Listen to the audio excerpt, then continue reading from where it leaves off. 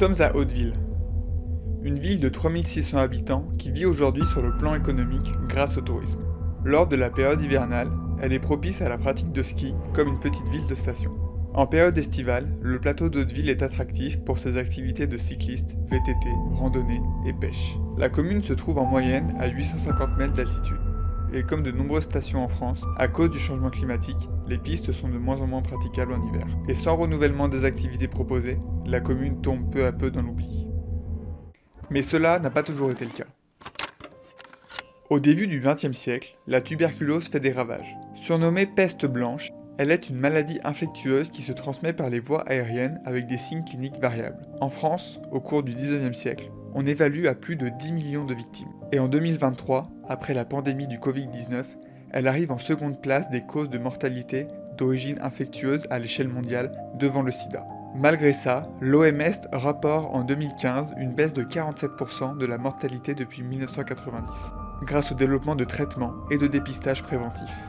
Avant le développement de ces traitements, la tuberculose était soignée dans des établissements médicaux appelés sanatoriums. Le principe repose sur le traitement par le cure d'air, de lumière, de soleil dans des environnements naturels, la mer, la forêt ou la montagne, et l'éloignement de la pollution des villes. L'isolement des patients avait pour fonction de préserver la bactérie et de garantir au mieux l'hygiène.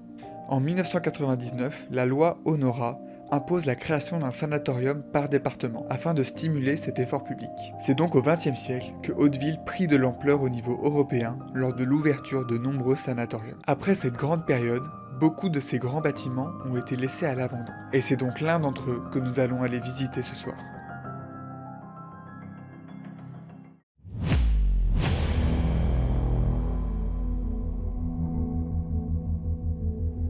Bah vas-y, c'est parti là. Là on part sur un 10 secondes, Durbex, top chrono. un Durbex Sanatorium. Ça c'est un centre de santé pour les personnes qui sont un peu plus après. Et là on est en mode sur le drone, en mode reconnaissance de la ville. Et pour moi, regardez, là ce qu'on va visiter pour moi c'est ça. Ça a l'air balèze.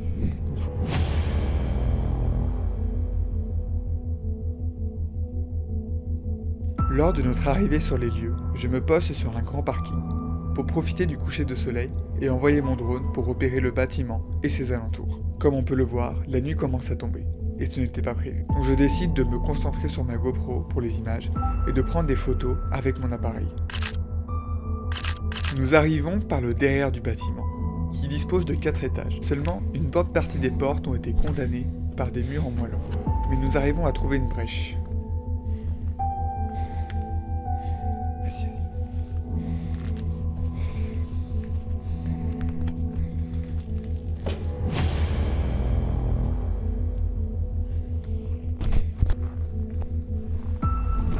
Je suis trop gros.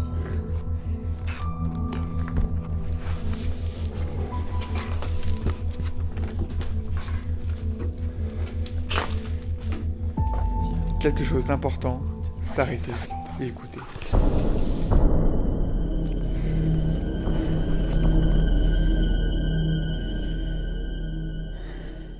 Rice, on peut continuer. Nous sommes au dernier étage, et ce que nous visitons sont sûrement les ruines de chambres et appartements des anciens patients. Il y a un trou, on a l'impression que c'est genre quelqu'un qui s'est tombé. Les vitres sont brisées et certains murs détruits.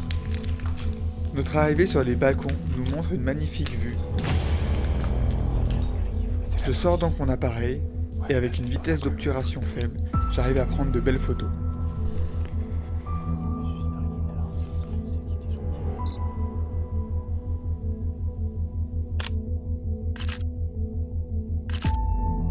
Notre progression dans cet étage nous révèle un escalier central avec 2 ascenseurs vintage et différents objets laissés à l'abandon.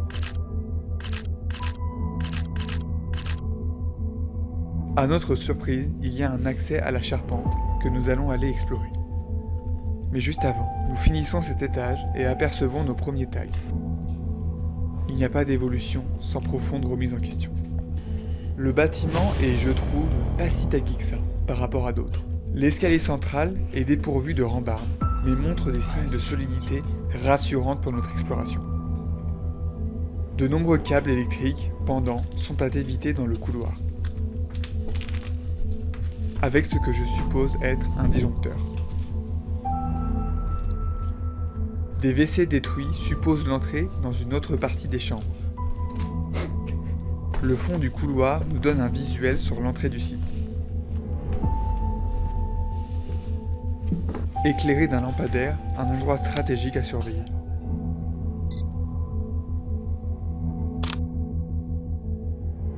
Chaussures de sécu.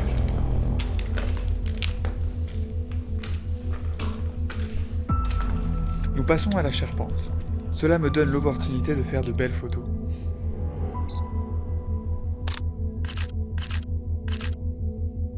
Mais, dans notre duo, c'est lui qui est chargé de la sécurité. Et il a entendu des bruits, et je lui fais entièrement confiance. Alors je pose aucune question, et je le suis.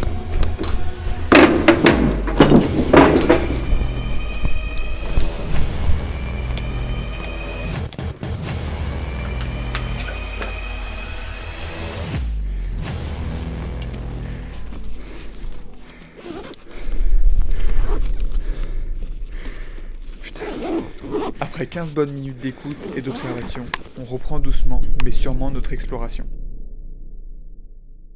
Dans un autre bâtiment, avec de grandes pièces, qui font imaginer à des salles communes.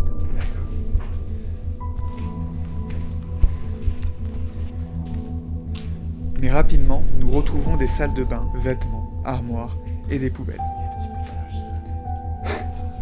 Avec des sandwichs riants. Dans notre ascension, nous rentrons dans une salle, sous des toits, avec une machine au centre.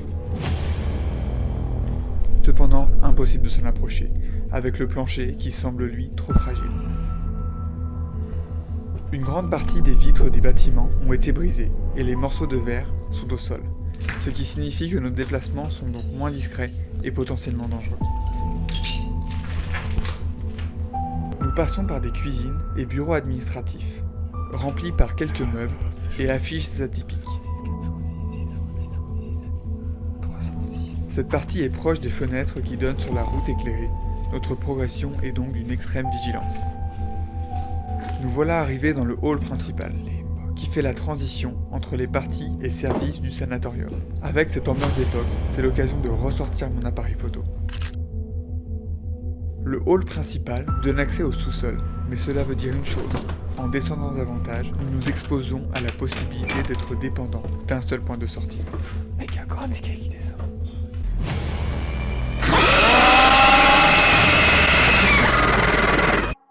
Au sous-sol, on commence par des bureaux, des suivis médicaux des patients, avec celui de la diététicienne.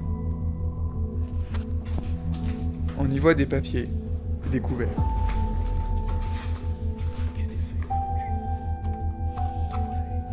Puis, on s'enfonce plus profondément dans le sous-sol. Et là, l'endroit le plus impressionnant, les salles des machines.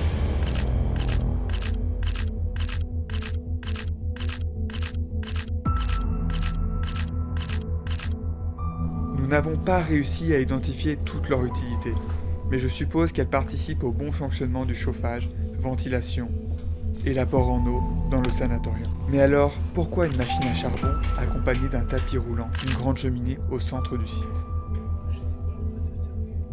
Mec, moi non plus. Peut-être leur moyen de chauffage, Oh putain, la folie. mais cela me paraît trop simple et le mystère reste ouvert. Au milieu d'une pièce, on retrouve des fauteuils, étrangement installés dans un secteur de machinerie. Peut-être un lieu de squat. Après 3 heures de visite, c'est la fin de notre première visite, et la fatigue commence à se faire ressentir. Fin de la première excursion. Incroyable. Incroyable. Au niveau des images, j'ai pas pu prendre ce que je voulais, donc on va revenir. On a eu des petits coups de panique, et pour la deuxième fois, il faudra revenir avec des chaussures de sécu. Pour moi, c'est un urbex niveau moyen. Genre, faut faire attention, mais ça va. Donc voilà, première excursion finie, on reviendra. Et puis on est bon pour ce soir.